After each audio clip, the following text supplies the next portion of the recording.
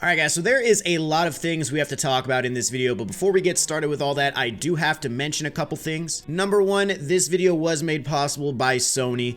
I am in the Sony partner program. They flew me and some of the other partners out to the studio last month to play MLB The Show 19 early, to show us some new things that they're working on for the game, and basically for us to just give our feedback on what we saw. So thank you Sony, thank you San Diego Studios for making this possible. Really awesome that you guys did that for us. Number two, when I start talking about MLB The Show 19 and what I experienced, everything that I'm talking about is going to be only on gameplay. I won't be talking about any new legends, I won't be talking about any new modes. It's literally just going to be talking about gameplay and how I felt while playing it. I am under a non-disclosure agreement with Sony, so there are just certain things about the game that I can't talk about yet. But we can talk a little bit about gameplay, and more specifically, I'm going to be talking about online gameplay. Offline and MLB The Show 18, I actually thought was great. I thought it was a really good game. Online is where you started to run into some issues, and that's where the focus of this is going to be. And number three, we didn't get that much time with the game. I would say we got like 8 hours maybe with MLB The Show 19. So if there are some issues that happen in the game that I don't touch on in this video, it's just because like a bigger sample size will draw out the issues more than just a small enclosed like 8-hour session over the span of 2 days. Like it's just, that's what it's going to be. If there are some issues that come out with the game, just remember, we only got a very limited amount of time with it. Also, I'm not the only Sony partner to have made a video about this specific topic, talking about gameplay. If you want to go check out Fuzzy's video or Shelfie's video, they have their opinions on it as well. I recommend going checking them out. Their links will be in the description. All right, so getting into gameplay, we need to understand what my issues were with MLB The Show 18 before I start talking about 19, because the things that I noticed in 19 are going to be directly, connected to what is coming on for 18. You know what I mean? The problems with 18 are what I'm looking for in 19. So with 18, I think the best word to describe online gameplay in that game is inconsistent. There were countless times in MLB The Show 18 where the PCI feedback just really didn't make sense. You'd step up to the plate with a guy like, I don't know, Immortal Babe Ruth or somebody, and you'd square up a pitch and it would be hit hard. You get good timing, good contact, good everything, and it would be hit hard, and it might be an out, might be a home run, whatever. At least you got a good exit velocity and you were rewarded for your good timing swing.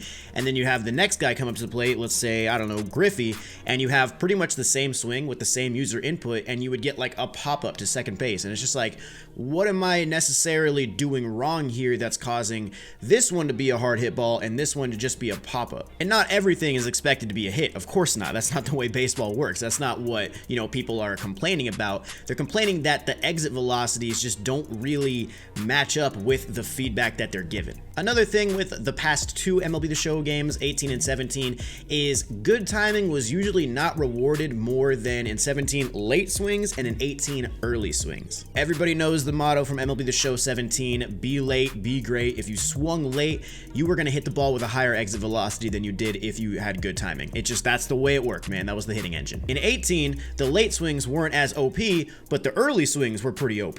How many times have you pitched a ball outside to a right-handed hitter and he pulls it for a home run? Now, don't get me wrong. I'm not saying that can't happen in real life, because it does happen, of course, but the rate that happens in MLB The Show 18 is a lot. Some of the other issues I had were power being way too overpowered, no pun intended. Obviously some fielding issues, so I'm gonna go ahead and talk about 19, some of the things I noticed right away. By the way it worked in the studio was we were all playing online match-made games. We weren't playing on like a developer kit that we had 2 controllers plugged into and anything like that. We were playing online, like we'd search for a BR game and we'd match up. So this is all online gameplay that I'm gonna be talking about, just to reinforce that point. So the number one thing I really wanted to focus on was the PCI feedback. I really wanted to analyze every single swing that I did in these online games to see if these results were making sense. And the first thing that really stood out to me was good timing was being rewarded more in my playtime than early or late. You could still hit the ball with an early swing, you could still hit the ball with a late swing, but it seemed like if you squared up the ball, you were getting pretty consistent exit velocity results. I remember that I had an at-bat with Albert Pujols in one of my games, and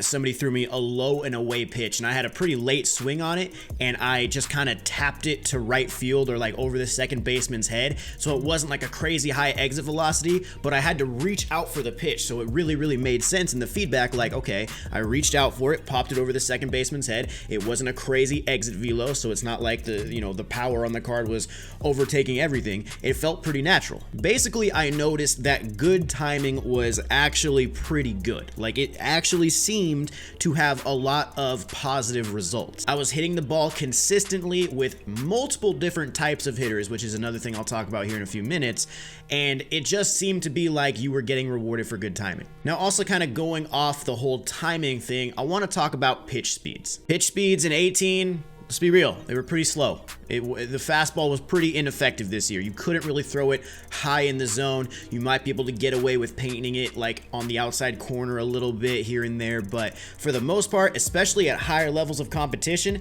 that fastball was very easy to hit. And part of that was because the pitch speeds were really slow. A 99-mile-an-hour fastball did not seem like it was coming in at a 99-mile-per-hour rate. Pitch speeds definitely seemed faster, okay? I'm just gonna flat out say it. They definitely seemed like they were faster.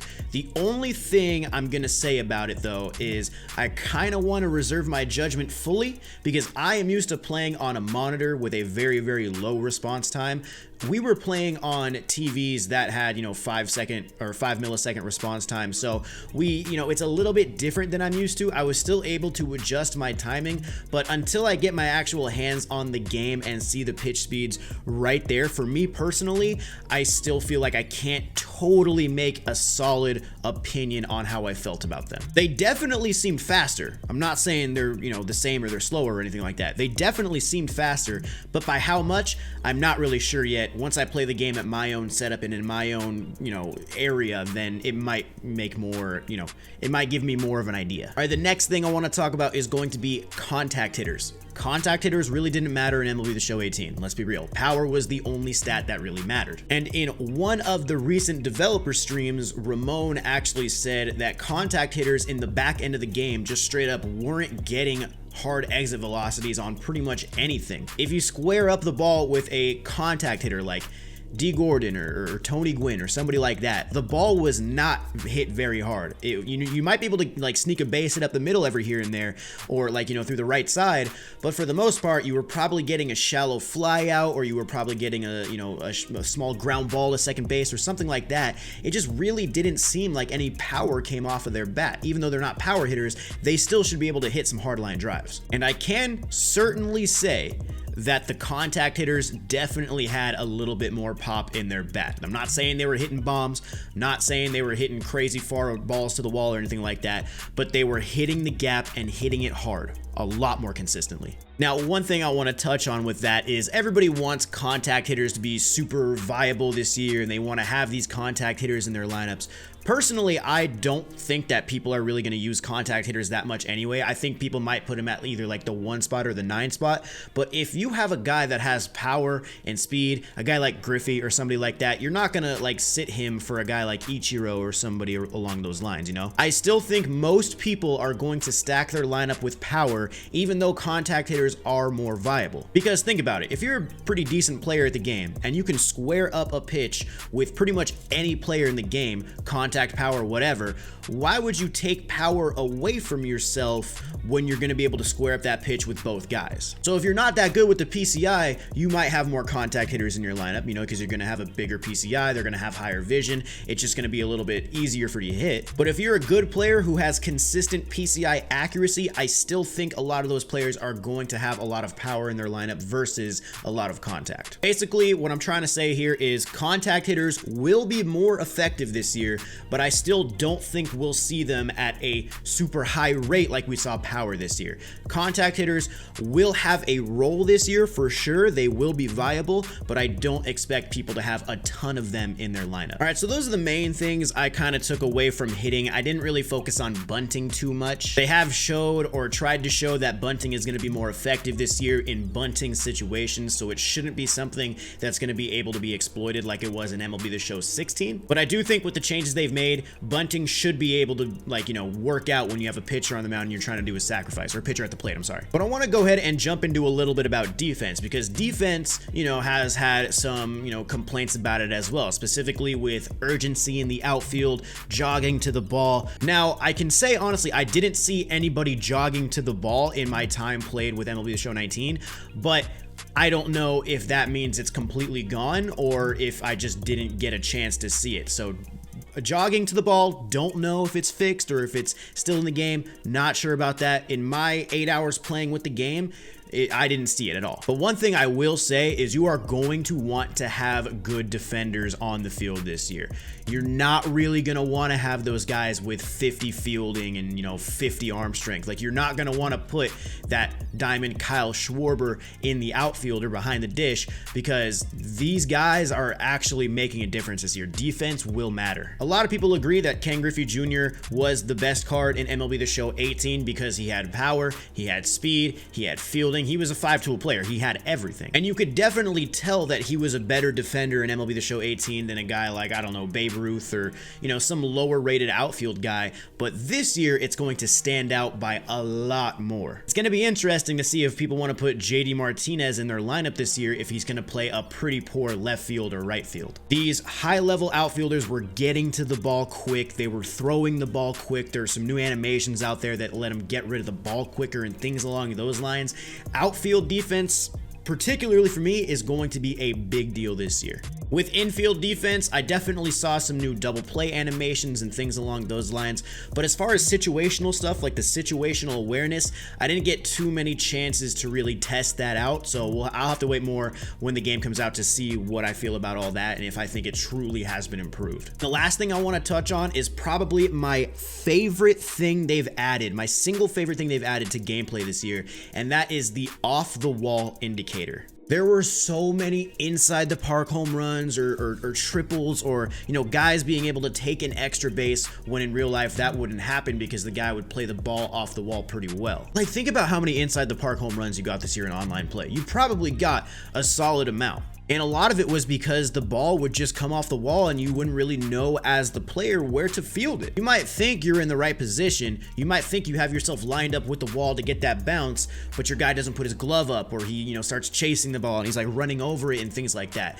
This outfield ball off the wall indicator is amazing, dude. It is hands down, in my opinion, the best single gameplay feature they have added that I have seen. And that's another reason why these outfielders who have really high defensive ratings are going to be so important, because if you have an outfielder with a good defensive rating, that indicator is going to be much easier to see. It's going to be way more defined. If you have a guy with a lower outfield rating, it's going to be tougher. You're not going to see it as well. So hands down, that off the wall feature is amazing. It's the best thing in my opinion. I am so happy that's in the game. It makes such a big difference. That's mainly what I took away from my time with MLB The Show 19. Remember, it was a pretty small sample size, so when the game comes out, there's probably going to be some issues with the game every year. There is some. Every game is going to have some issues, and those will start to come out in higher percentages when the game is actually in the community's hands and there's a much bigger amount of people playing the game and seeing these things. So remember, this is just my opinion. San Diego Studios does not tell me to say anything that I have said in this video just because they flew me out to play the game. I'm gonna give you guys my honest opinion. If you guys have been watching my channel